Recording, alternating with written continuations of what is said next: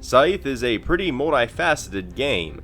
It features several common game elements such as engine building, territory control, and resource management, but it presents them in such a unique manner that simply calling out individual mechanisms hardly does the game justice. Despite Scythe sitting on the 16th ranking spot on Board Game Geek, I've always found discourse around the game to be divisive. After playing it myself, I think this is largely a combination of misinterpreting what the game is about, or even outright rejecting it. Here's the thing, Scythe features a variety of super cool battle mech miniatures, but Scythe is not a war game. If you go in with that expectation, you're going to be disappointed. At the same time, war is a very important aspect of the game, and if you attempt to ignore it because you're not a fan of player conflict, the game will falter to a degree. Not because the game itself is poorly designed, but because you are intentionally ignoring how it's designed. Scythe is the type of game that really makes me put in the work to review it. It's one whose strengths and flaws aren't apparent in the first couple of playthroughs, and requires me to really analyze its intricacies. It's also my favorite type of game to review because not only do I get to point out why you may like or dislike it, but I may be able to share some extra perspective on the game for those who've already played it. Given that Scythe was released in 2016, I think that type of evaluation can be useful. Scythe is a stellar looking game with a ton of high quality components that are full of little details that really show how much heart went into making the game look great. The board itself is full of clear game iconography, but the artwork on the board also details it. The rivers, mountains, and villages have an illustrated presence on the board and can be used in combination with iconography to visualize the different territories of the world. The artwork, be it on the encounter cards, player mats, or the box itself, is fantastic and consistent with the game's theme. The player mats are inset, so you can slot in many of the game's components, and that's always a nice touch for a clumsy klutz like me. The mech miniatures are of course the physical highlight of the game. They are full of detail, and each of the 5 factions has its own unique mech miniatures. I will say that black should have been replaced with another color, as it's exceptionally hard to make out the detail on them unless you look really closely. Now, I generally criticize games that go heavy on the miniatures, but Scythe doesn't feel excessive. It has miniatures, but it also has other less expensive components. I also don't feel like the game suffered in order to include them, which usually plays a big part in why I'm so critical of miniatures in the first place. Scythe comes with a stack of cards split between combat, objectives, factory, automa, and encounter cards.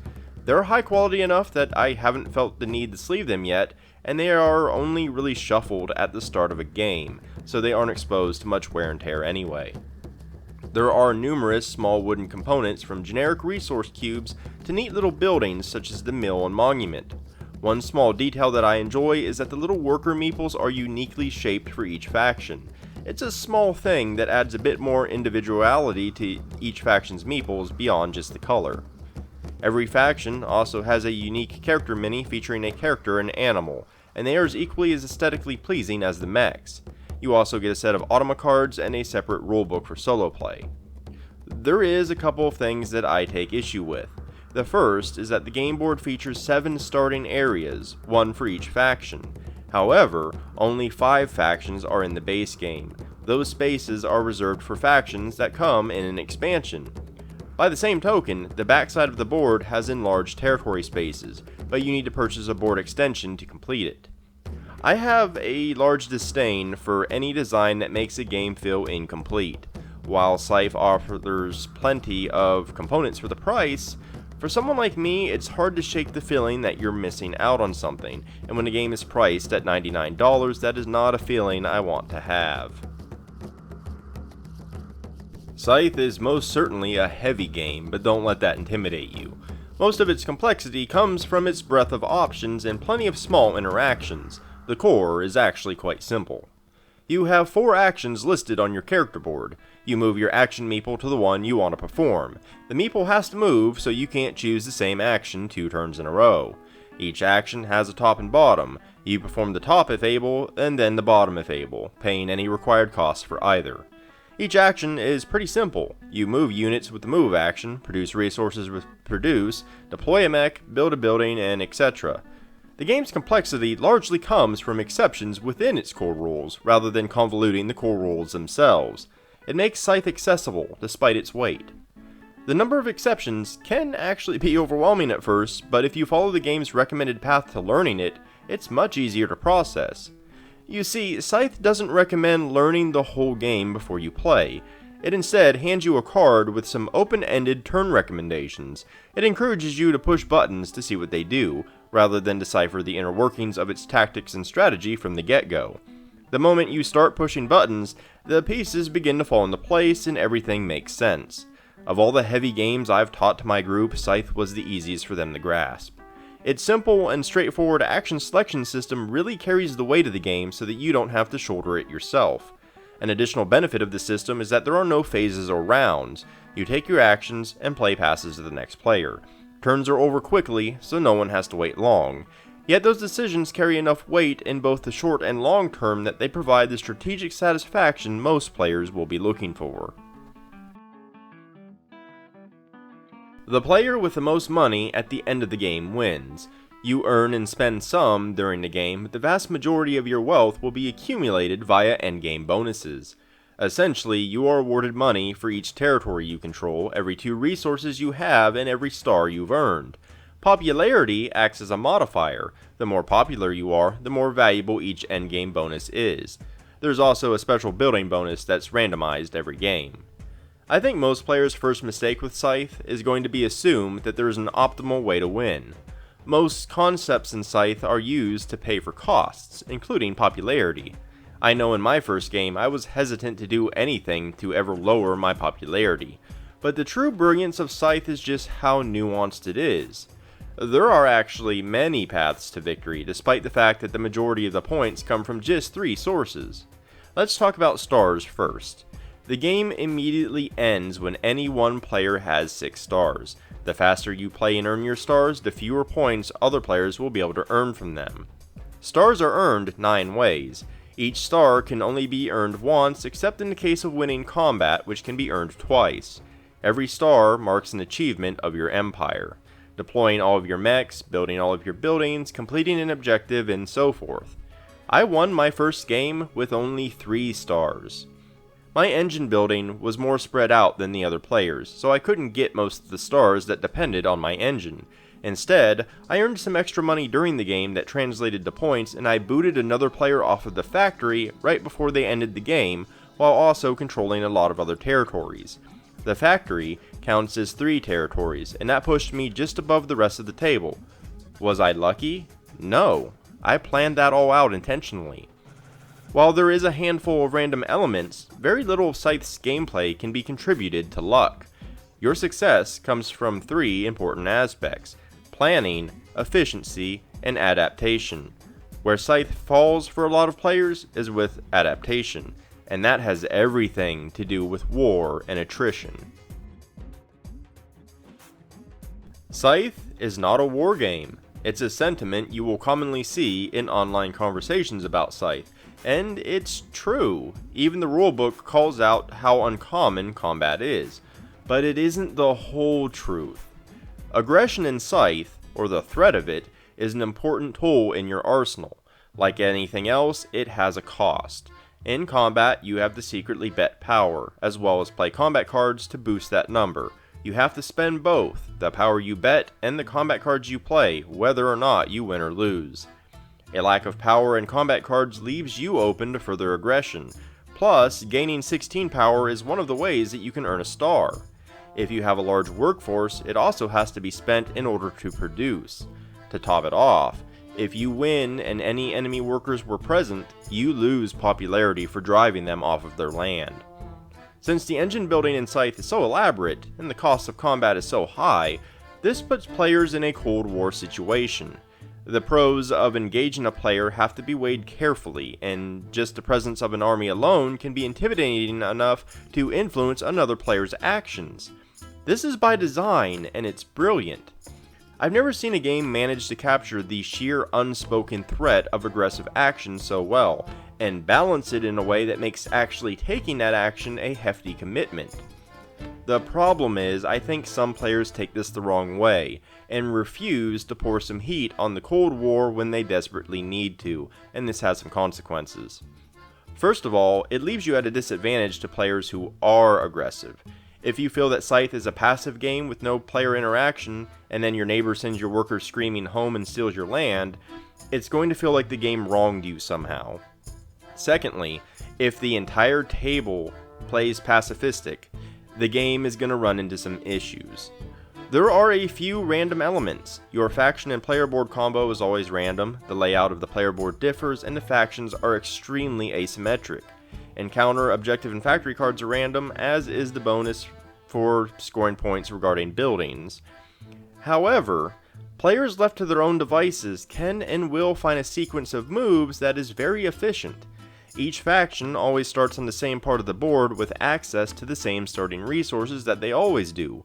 You can solve a sequence of events that can put the game on rails where the only determining factor is whose train is the fastest, which has almost nothing to do with you as a player.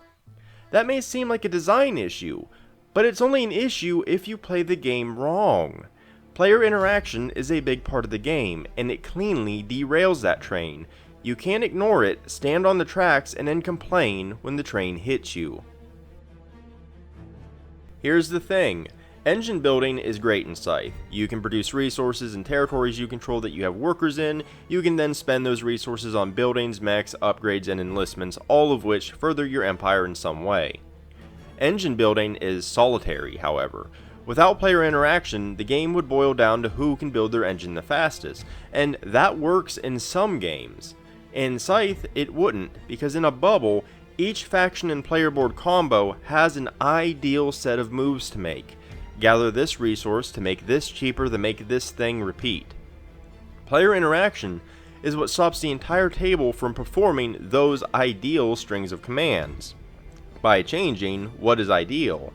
This can be through a variety of actions. The more territory you control, the more points you earn. Taking away territory from an opponent is more points for you and less for them. Resources are placed physically on the board. Workers can carry them to other spaces, and mechs can carry workers. Drive off the enemy, and those resources are yours to spend or keep for extra points. The factory grants special cards to players that count as a 5th action space for their board. It also counts as 3 territories to those who control it. If a player gets there first and no one wants to fight them, they prevent any player from getting that valuable card, and they earn extra points. However, player interaction in Scythe doesn't always have to be through direct conflict. What if you move in near their workers? If they think you may attack, they may move a mech into that space or carry resources out of it. Maybe they will take actions gathering combat cards or power just in case you do attack. The very act of them taking those actions in response to your posturing means you have disrupted their ideal string of actions. The concept applies to how you deal with individual factions as well. Factions are asymmetrical. They have very different abilities that have a huge impact on the game. You don't want to let them run amok. Most factions, for example, are stranded on their homelands until they deploy a mech and uncover their riverwalk ability. The Nordic faction's workers can swim, however. A Nordic player can spread out early and claim a ton of land. Those are easy points if other players aren't willing to chase off their workers later on. The map has a finite number of encounter tokens. When a character moves to one, they discard it and read an encounter card. Every encounter offers 3 choices, and while some choices have a cost, the player encountering them always gains something. The Polania faction gets to have 2 of the 3 options. Polania is going to be gunning for those tokens, and if left unchecked, can accumulate some serious advantages. You can disrupt them by claiming those tokens for yourself or defending those spaces. Crimea can spend action cards as resources. Whenever you enlist a citizen, you get a one-time bonus, but you also get a bonus whenever the player to your left or right does the action that you took the enlistment from. If you see that Crimea has uncovered the combat card enlistment bonus, think twice before doing that action and giving them more cards. Alternatively, you could pressure them in combat so that they're forced to choose between spending those cards as resources or in battle. Scythe isn't about who can build the best engine as much as it's about who can build the best engine among an ever-changing set of parameters set by every other player at the table. The sheer freedom that Scythe offers means that you can indeed play it as a multiplayer solitaire game, but you're playing a lesser version of Scythe by doing so, and I think that's where much of its division comes from. Scythe shines when its mechanisms are taken as a whole, not piecemeal. If you aren't in fear of your neighbors, and they aren't fearful of you, it's not really a Cold War at all, is it? Every mechanism in Scythe is solid but soulless when taken alone. It's got nice engine building and resource management, an excellent action selection mechanism, a risk versus reward combat system, and cohesive scoring, but none of it is particularly thrilling by itself. What makes Scythe's design stand out isn't any one of those things, it's how they complement each other in a way that produces an experience that's different from similar games that I've played. Scythe isn't a war game in which you can just attack people and ignore your engine, nor can you just build an engine in an isolated bubble from the other players. Attempting either one isn't going to be a fun time or give you a great impression of Scythe. Instead, Scythe excels by giving each mechanism a symbiotic relationship with the rest. Building an empire is easy if you have the resources, manpower, and undying loyalty of your people. It's the other faction's job to not just build a better empire, but actively prevent you from doing so by impacting all of the above. Sometimes it's by direct combat. Other times it's as simple as holding a forest that you wanted, forcing you to waste time traveling to another one if you really want the wood. It's drawing lines in the sand and daring you to cross them.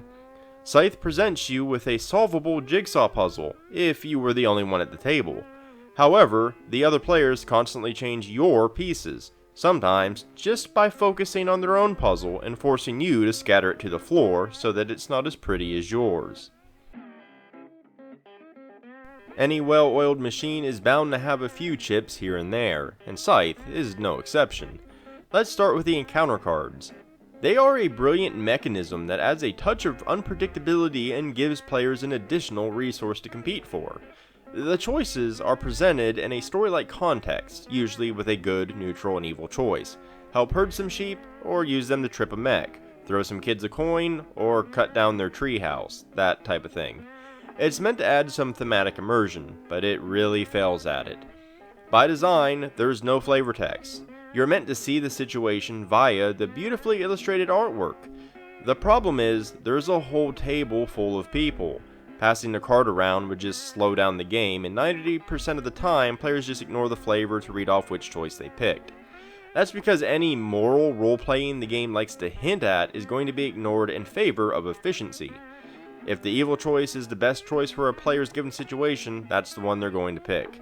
There's just a disconnect between the seriousness of the theme and what is realistic for players to do during gameplay.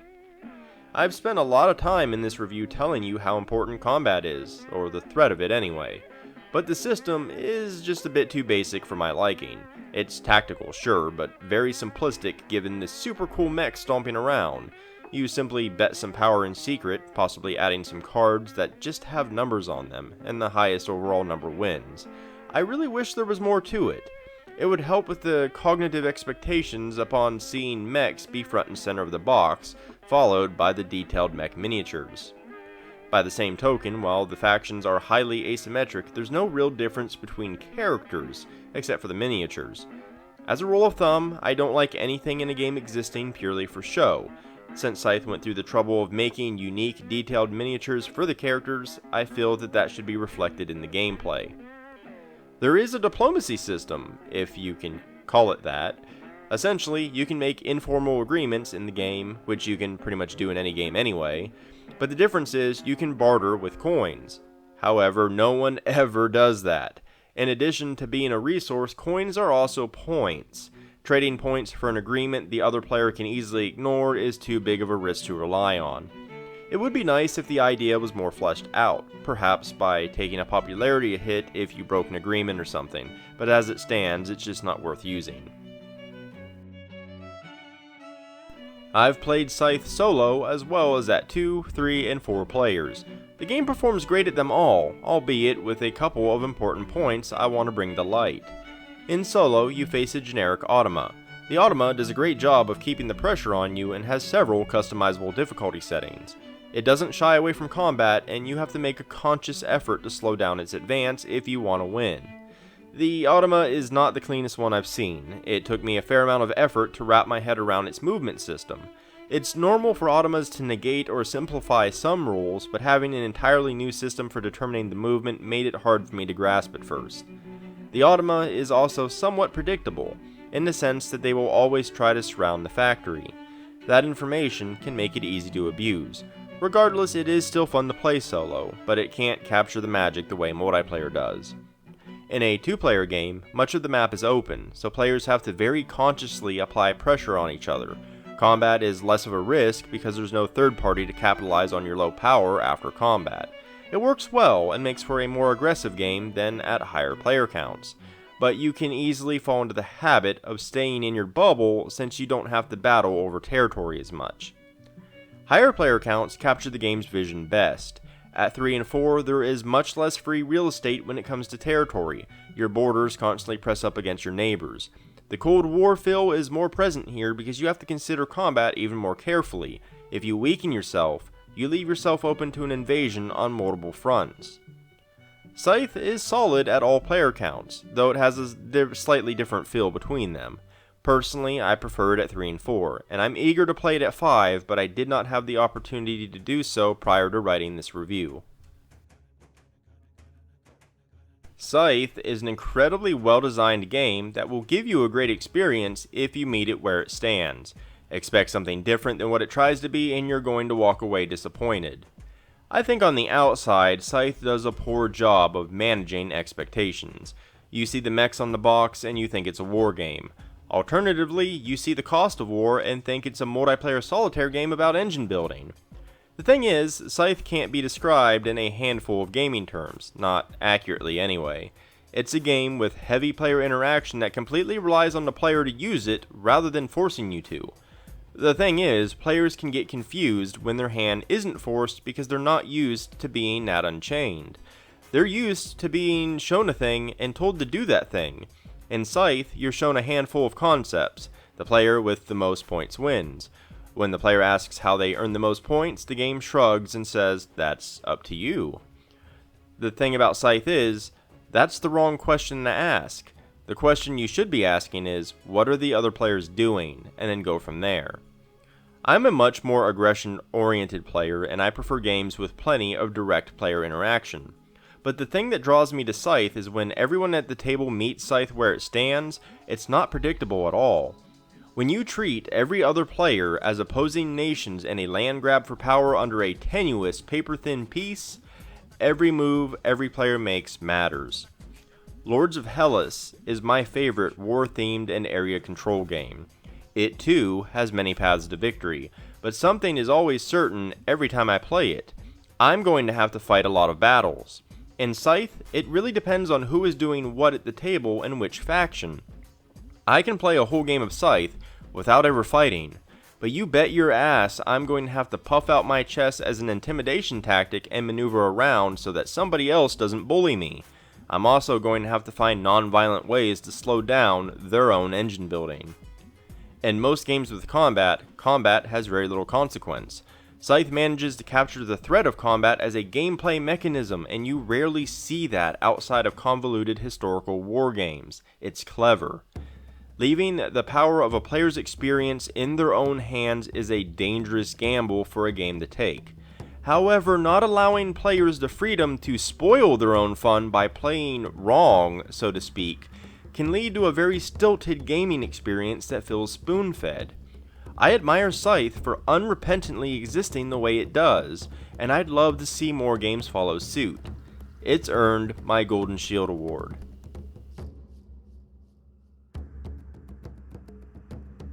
If you enjoyed this video or found it informative, consider liking and subscribing. It really helps me out a great deal and boosts my visibility on YouTube. I've also left several links down in the description below, including to my website, where you can find the bulk of my written content. but also to my Instagram, Twitter, Patreon, Ko-fi, and more. In any case, thanks for watching, and until next time.